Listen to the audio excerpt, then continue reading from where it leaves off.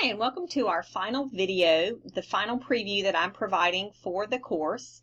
I'll mention that though this is the final video for Unit 5 and Week 7, you know from a preview that I provided earlier and from your syllabus's course calendar that the final exam is actually your final task, and that you will go into this final exam button when all is said and done and tackle that final exam.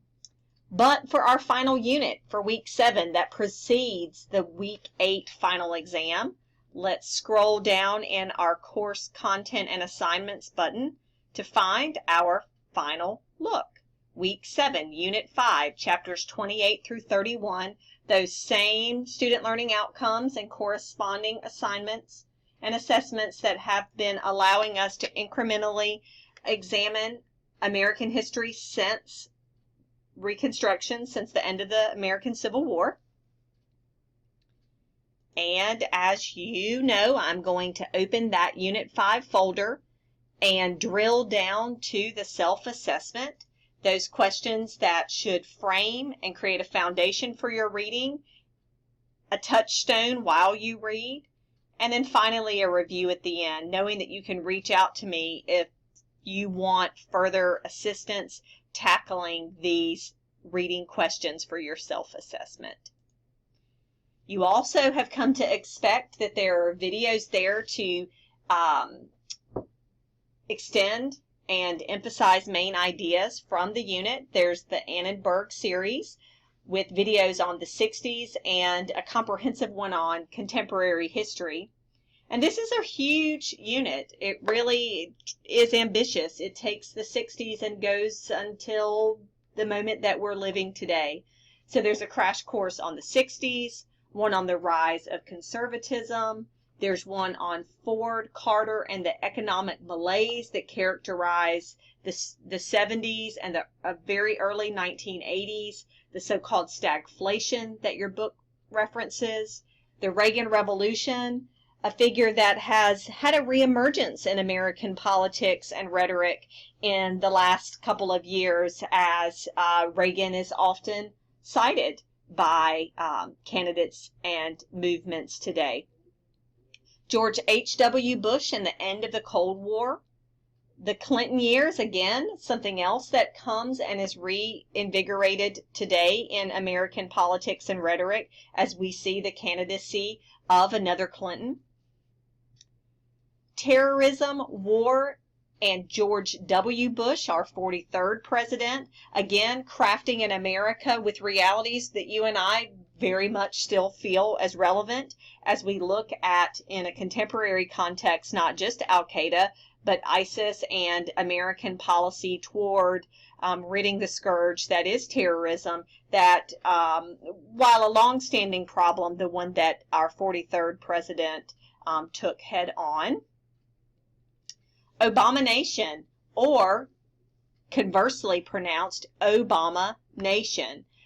This is John Green's final crash course, where he has the difficult task of trying to decide what will be the historical relevancy and legacy of the current administration, and a polarized administration, one that has had great support but also great detractors. Unit 5 online lectures bring you to the final four. Number 13 on the 60s politics and civil rights, 14 on Vietnam, 15 on Nixon, Watergate, and Carter, and then you'll see that Reagan to a new century that actually ends at the midpoint of the George W. Bush presidency. Common misconceptions and difficult topics. Again, I always struggle which of a handful of the controversies to mention. Here I went with Kennedy's assassination and the so-called magic bullet, and all the conspiracy theories that have been enumerated in the years since the assassination, and Americans' sort of predisposition to go back and not believe something as reported at its first blush. The Kennedy assassination giving away to, campaigns in Cambodia and the Pentagon Papers, and, what we can and can't believe about Watergate. So again, just these both professional and amateur questions and opinions. Also, Nixon's secret war that I already alluded in Cambodia, rating Carter and Reagan and their legacies. You know, we had this benefit of having long-living former presidents, and that's not been a reality of much of American history. You know, men that live decades after their time in the White House, and what that means about how we shape their legacy and view their contributions. The so-called Republican Revolution of the 90s is taken up as well. And just this question of, if there's a Republican revolution, why would 96 voters elect them, but then at the same token re-elect a Democratic president? Why is it that we seem to counter ourselves in that way as Americans, allowing one party of the two big tents to control one branch of government and another party the other? You know, do Americans like that dichotomy? And if not like, why does that become a reality even still? For Unit 5, you'll then go on to take the quiz. That's your final quiz on reading chapters. And instead of a discussion board, you do something different. Here's where you get a kind of kinesthetic opportunity. You're going to post to a blog that is your report on an oral interview that you conduct. You'll be asked to go out and seek an interviewee, perhaps a family member, friend, neighbor, or coworker who lived during the civil rights movement. Does it matter race, geography, gender, age? You just want to find someone that has some bit of experience, and certainly their attitudes would have been impacted by their living in this time period. Once you identify your interviewee, you will conduct an interview, preferably in person, but if it has to be via phone or email, I understand that online format means some of you are not able to get out, but hopefully you'll be able to interact in person. You'll record or take excellent notes on those responses. I give you some sample questions. You're not limited to those. And then once you've conducted that oral history interview, you're going to post the demographic information for your subject, as well as what you learned and the analysis, to the class blog you see linked here. Unit 5 Oral History Interview Blog Project. And basically, when you launch a blog powered through Campus Pack, you'll be able to add your entry here, save it, and then you'll also be able to go in once others have posted their blogs and reply there. So just another open format for discussion about everyday Americans. You know, it doesn't always have to be a study of the Lyndon Johnsons and the Richard Nixons, the Jimmy Carters and the Ronald Reagans. Everyday American experience is, of course, American history as well. And in your final opportunity to take advantage of the rich resources in SAS curriculum pathways makes up our Unit 5 writing assignment, again evaluated based on those 4 C's identified in the writing rubric for each assignment. And Unit 5 takes you to the controversy of Lyndon Johnson in the Vietnam War. You'll log in as you're accustomed to doing. You'll look at the closed caption ADA compliant videos.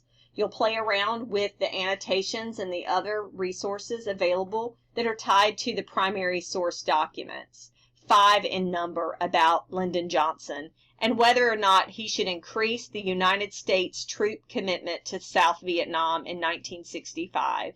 And as you've done in each of these units, for your 2-page paper, you're taking a position. Should Lyndon Johnson, or should he not escalate or send more American troops to the war in South Vietnam? And once you take your position, it's not just an editorial, it's not a lot of claptrapping about today. Instead, it is a lot of focused conversation that is supported with historical documentation. You are quoting from the primary sources, explaining it in your own words, explaining why in analysis it supports the position of yes, more troops landing in Da Nang, or no, American involvement has been too much, or certainly the goals, you would argue, in that position are not met by sending more troops. So again, an opportunity to take up that long-standing debate. And there's not a right or wrong answer. There is just a position in these papers that you take and that you support with evidence. You're being evaluated not on your answer, yes or no, but on the strength of the argument and how you support it. Wow, we've done a lot this semester. If you consider we've gone from 1865 and the close of the American Civil War to videos that look at Abomination or the conversely Obama Nation. I appreciate your work. I know that you have to steadily commit to this class to examine so much rich material in such a short time. And really, it's been my pleasure, and I look forward to looking at these Unit 5 submissions.